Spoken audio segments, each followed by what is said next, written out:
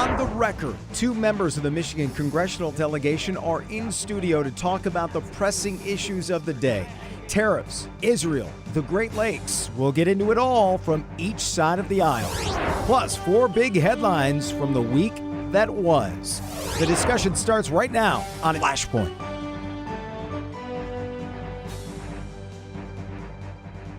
Happy Sunday, everybody. I'm Jason Colthorpe. So many things happening in Washington right now that are directly affecting Michigan. The president's tariffs are starting to make waves here, not just on store shelves, but the automakers and suppliers are feeling it. Detroit Axle, originally fearing it would have to close a plant and lay off 100 employees, has been able to keep its customers of car parts despite price increases. However, as the Detroit Free Press reported this week, its costs are now by more than $6 million a month more on what it brings into the country because of tariffs. Other suppliers, from things like steel to run-of-the-mill car components, are costing 25% more because of tariffs. And in the end, the fear is your next car is going to cost you a lot more. But the trade war has also resulted in more investment in America by companies, which is what the president has always said his goal has been. We have representatives from Congress in the House this morning to talk about that.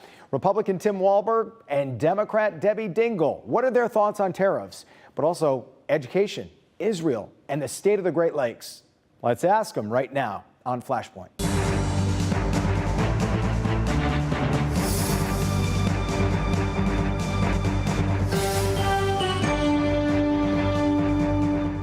And let's say good morning to the representative from the 6th District serving in her 6th term. I'm hoping to get these numbers right. Democrat Debbie Dingell, and in his 8th term from the 5th District, Republican Tim Walberg. The district's changed, so I'm always... Actually, 9th term. 9th term. Okay, see, yeah, every now and then I got to get fact-checked. I'm glad you did that. All right, issue one. Thanks for being here. Let's talk tariffs. Where is Michigan right now? In better or worse shape than the rest of the nation when it comes to tariffs? We've seen news this week, I'll start with you, Congresswoman, about the automakers and some suppliers worried about the costs.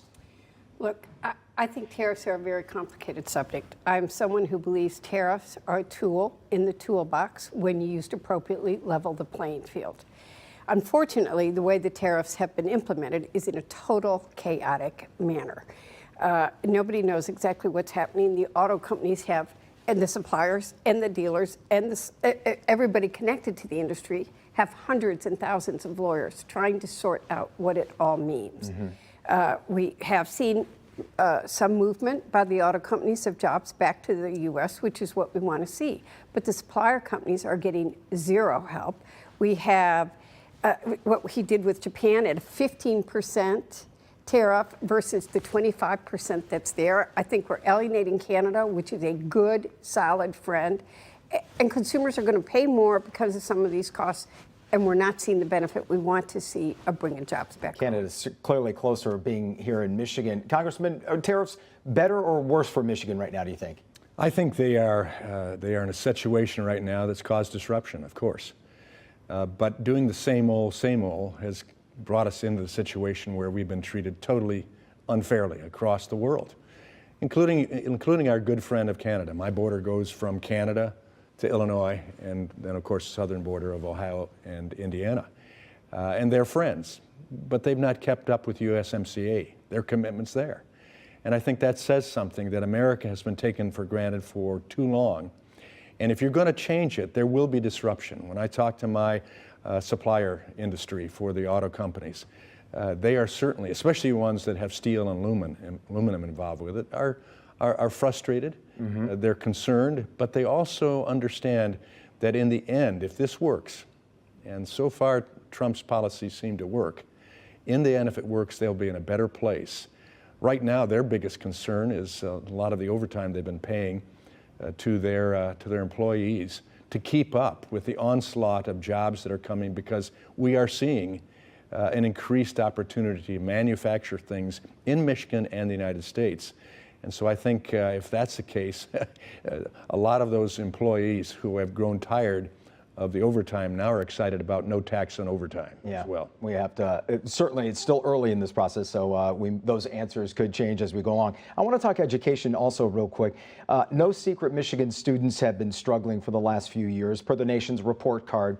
A study released by MSU this week I found very interesting. It shows Michigan teachers' starting pay is 44th in the nation. Also, their raises are half as much as other states get. And teachers, this was a statistic that stood out. Teachers here make about 22% less than other professionals with similar education and experience, which would seem that maybe that's one of the reasons our young people are leaving the state. Congressman, I'll start with you. I know you chair an education committee. Do you think teachers should make more? And if yes, how can we do that? Absolutely. And I think we need to ask the governor. In fact, I would say, Debbie, who's my good friend, I think we would agree on this, the governor ought to have more authority on education in the state.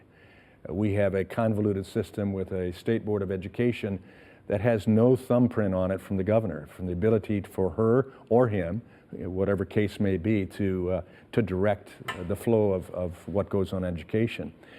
Teachers ought to be making what is appropriate for them for the work they do.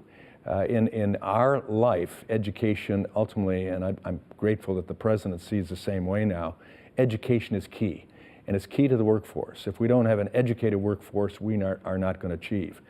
That's why I've taken on, as chairman of the Education Committee, asking questions of some of our union leaders, the education union leaders. Randy Weidengarten, AFT, makes I believe it's $465,000 a year, more than the President of the United States. Mm-hmm.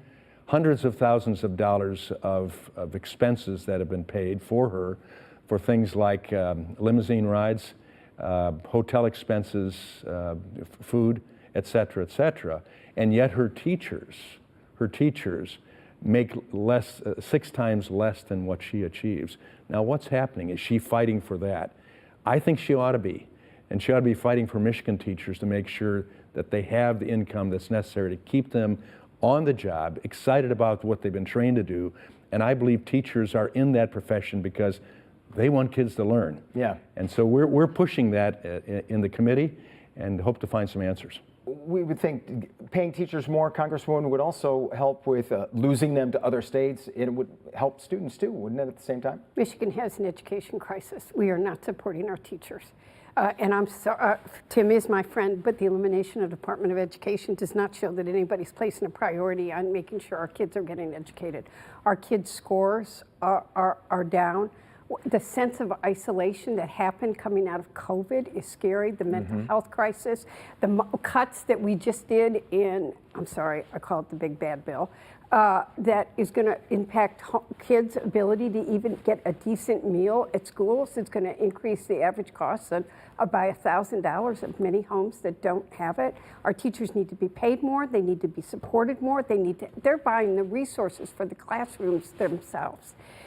We all need to be working together to make educating our children. Do you agree the governor should do more, as the congressman suggests? I got to get exactly into it. I mean, I think the governor, I think the dysfunction in the state legislature right now is very scary for our children this fall. And I'm telling you, one of the things that it's off topic and on topic that's scaring me, we could have a government shutdown at the federal and state level at the same time. And that is one of the most dangerous things that I can Very scary and very possible at this point. Let me quickly pivot to Israel. Just one of the things I want to get your thoughts on. Israel's offensive there in Gaza ramping up to a new level, we're seeing, and a lot of Michiganders have close ties and strong feelings on this. Would you consider what's happening there a genocide, Congresswoman? I think that what you're seeing of the murder of children right now, the starving of the children, is just absolutely unacceptable, and that there is nobody who should not be calling for those children to be fed. And what Netanyahu is doing is just, I'm sorry, it's not acceptable. I am very concerned about the rise of anti-Semitism in this country, Islamophobia, the hate, but what we are seeing to the families happening in Gaza is something that is happening because it is being allowed. And when mothers have children that are hungry and starving, and they're told there's going to be food, and IDF soldiers fire upon them, you tell me what that is. Yeah. Congressman, would you call that a genocide? I would call it Hamas genocide. I'd be a little bit different than my good friend and colleague here. It's Hamas that started this war. It is Hamas that broke the ceasefire that Israel had and was following. It's Hamas that has kept the foodstuffs and provisions from coming to the people. It's Hamas who has set up the places that would put people in harm's way. Those children shouldn't be dying. Those mothers shouldn't be worried about the kids having food. Israel has said, we will allow people, the Palestinians, to leave and come out. Hamas is the only entity that's stopping that. They're firing on them at those aid stations, too, we've seen. What about when IDF tells them that there's going to be food, and then the soldiers are there and shoot upon them? I would like to have the full display of what actually happens there. I'm not sure we're getting that. All I know is that right now, Hamas is the one that it refuses to deal and is putting all these people, Palestinians, in the harm's way. Until we accept that, until we push back on Hamas and not on Netanyahu, and there will be mistakes in war, there will be problems in war, there will be people that'll die, but it could end today if we as a nation, Democrat and Republican, would stand strongly and say Hamas must be wiped out. They must give in. It's not Israel that started this war. All right, we'll leave it right there, and we'll get to some other topics right after this on Flashpoint.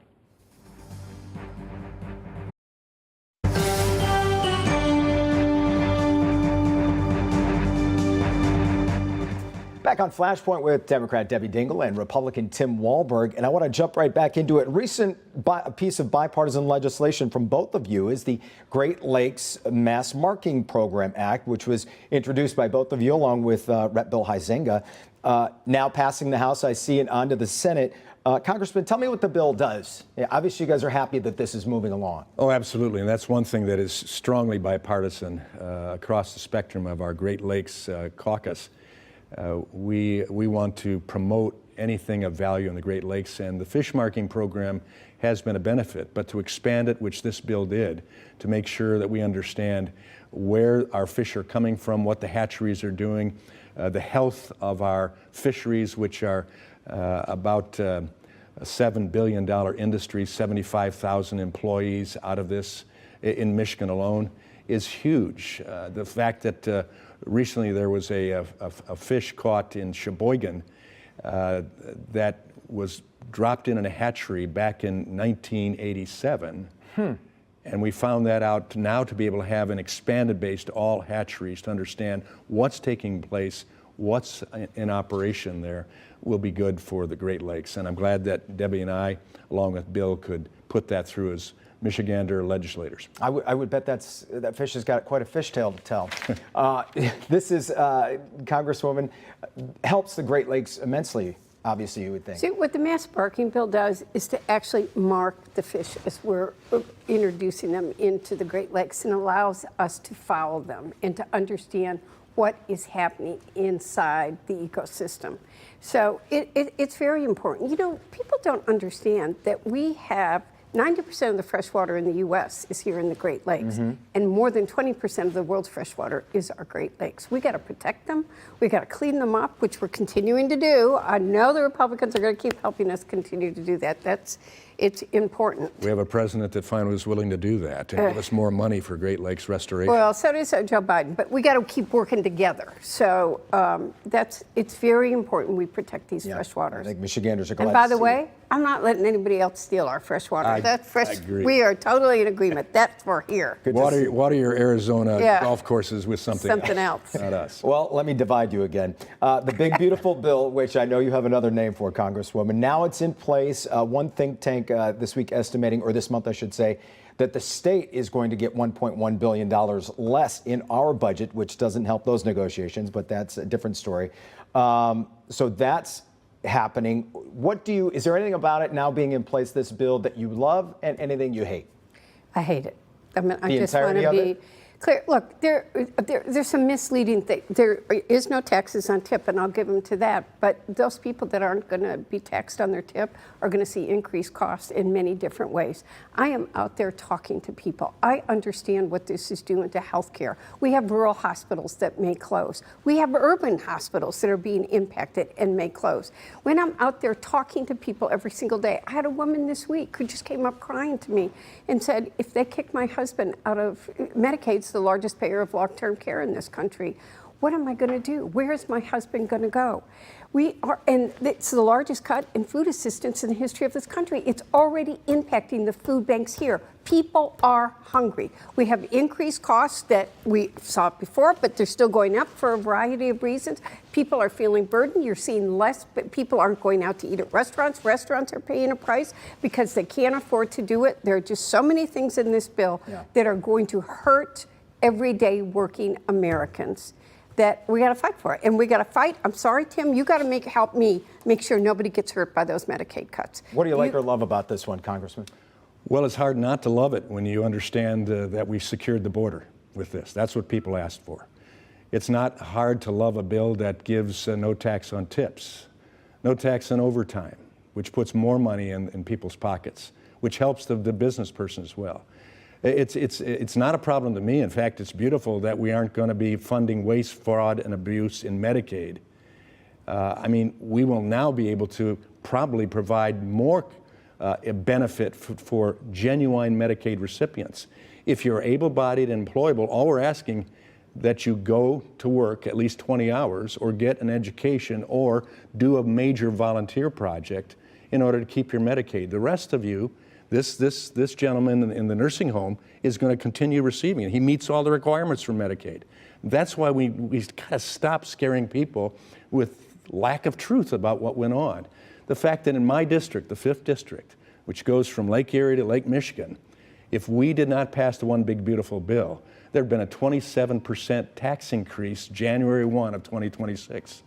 They like the fact they're not going to get that tax increase. My small businesses appreciate now this tax cut that we put back in place in 2017 is now permanent.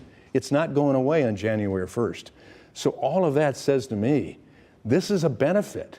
And when we get away from misleading information that we're taking people off of Medicaid and off of food assistance, well, but people can't meet if they don't meet the requirements. Well, but they are going fraud, off waste, and abuse, but Tim, I want to say this to you, illegal aliens shouldn't receive There have been the studies that have shown that there are not, that it's not worked in other states in terms of the work. And the people that don't, that are, the work requirements are moms that are taking care of kids or the grandmothers that are, yes, Tim. In the bill it said, if you have dependent children, a single parent, you are still on Medicaid. But the work requirements are making them go through a bureaucracy that is going to make it harder for them to get up. And we are making it harder for people. Not the single parent mother. Again, we're the not grandmother. There's a lot of things that are in there that are misleading both ways. And I do like the fact that, well, I don't like the fact you gave the billionaires a permanent tax cut. People are saying, oh, we did a Social Security tax cut. You didn't. You didn't eliminate Social Security tax cut. You gave a minor tax credit for 3 years. 88% of us on Social Security will pay no taxes on Social Security. For how many years? The permanent, the way the billionaires got? The billionaires didn't get any permanent. We didn't give permanent. You didn't end the billionaire tax cuts, but you did. You put a 3-year tax adjustment. We added no tax credit. Tax benefits to anybody except made it permanent for individuals and small businesses. You helped billionaires. You gave billionaires a tax cut. Almost out of time. But we love each other. Let me see if I can get some yes/no answers from you on a couple quick things. It appears you're going to be forced to vote on the Epstein files. Do you think they should be released, yes or no? I agree. They should be released, and the president has offered that, and judges are stopping it from being released. There's also an effort to ban members of Congress from trading stocks. Where do you stand on that? Should members of Congress be forced to not be able to trade stocks anymore? Yes, but we got to agree on what it is, because putting stuff, getting rid of it or blind trust costs a lot of money. Yeah. So I want the rule to get done, the law to get Congressman, done. last word on that. I agree. If Nancy Pelosi has to abide by the same rule in the future, that's great. A lot of people will be disappointed they don't get to see those stock tips. Thank you so much, you guys. And in the true spirit of bipartisanship, we should note these two, their chiefs of staff, are getting married. That is really incredible. Tomorrow. And we wish them much love, luck, and happiness. And we will be together at that wonderful ceremony, and they're 2 great kids. Fantastic. Celebrating a great ritual of life. Nothing like a wedding. Thanks so much for being here, guys. Appreciate it. Coming right back on Flashpoint.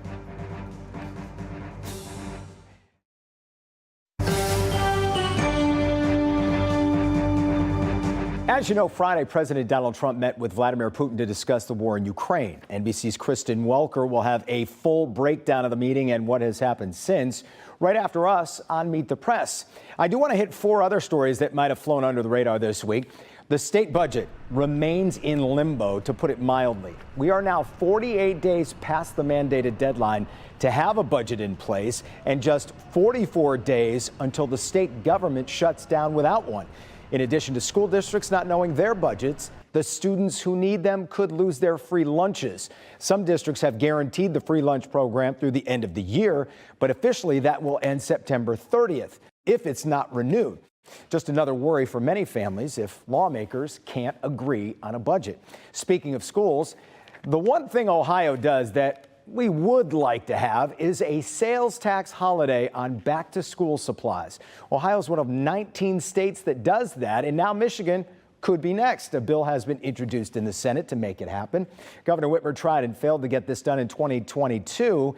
It could save families hundreds of dollars this time of year, so we'll be watching where that bill goes for you. Speaking of the state Senate, a lawsuit filed this week in Midland to compel the governor to order a special election for the 35th District Senate seat. Republicans have been calling for this seat to be filled, saying the 270,000 people there have been without representation for more than 200 days since Kristen McDonald-Rivet left the seat to take over in Congress. Normally, special elections are called within just a couple of weeks or a couple of months. Finally, a follow-up to our interview with Attorney General Dana Nessel last Sunday. Both the Detroit News and MLive seized on something the AG said about the investigation into Governor Whitmer appointee Faye Baydoun, a former executive committee member of the Michigan Economic Development Corporation, who landed a $20 million budget appropriation from the state in the 2022 budget. But that has since been rescinded. The AG suggested the MEDC shouldn't be receiving any more state funds because, as she said it is stonewalling her investigation. That idea first reported and then roundly applauded in an op-ed by the Detroit News this week. I also heard from the governor's office directly on this. The governor's office telling me she never pushed for the original budget recommendation. It was sponsored by former Republican Speaker Jason Wentworth. I was also told Governor Whitmer had no role in hiring legal counsel for the MEDC staff or her chief of staff. Her office says it's not the MEDC that's under investigation, just Faye Baydoun, although they might want to let the Attorney General know that.